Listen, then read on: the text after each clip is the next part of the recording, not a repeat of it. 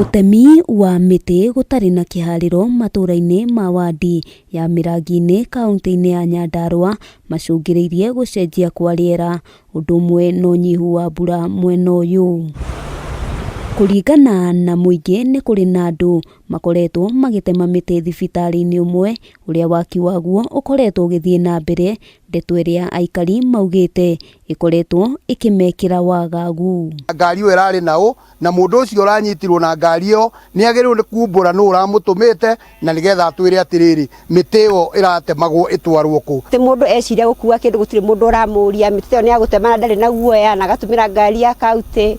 Nĩtũrahoya tũrore indo citũ cia Mĩrangi-inĩ. Maya mahanĩkĩte rĩrĩ ndereba ũmwe ũrĩa nĩ mũruti wĩra wa kaunti ya Nyandarua erĩga gũikio ngono nĩ maabitha a borithi agĩkuruhanio na mahĩtia ma gũkua mĩtĩ mũgarũ na watho no agĩcoka kũrekererio, gĩko kĩrĩa gĩũkĩrĩirwo nĩ mũingĩ mwena ũyũ. Magĩũka makĩbunja kĩhingo kĩa thibitarĩ, magĩthiĩ makĩbunja mabati, mauma hau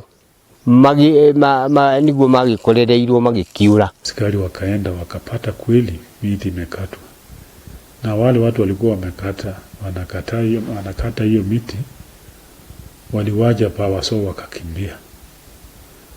Hiyo vitu yote Pawaso ikachukuliwa wakarudi mpaka hapa. Mũingĩ ũyũ ũrĩtie atongoria hamwe na honge cia ũthuthuria kũingĩrĩra ndeto ĩno na kũhĩtana na arĩa makoretwo magĩthũkangia marĩa matũrigicĩirie na kũiga mũingĩ ũgwati-inĩ. Nyitĩkana mahĩtia kana nĩ wa kĩwango kĩrĩkũ thirikari-inĩ, honge cia ũgitĩri na magoti maitũ nĩ makuoya sheria ĩrĩa yagĩrĩire. Handũ-inĩ ha Kameme TV, rĩtwa rĩakwa nĩ Wambui wa Njũgũna.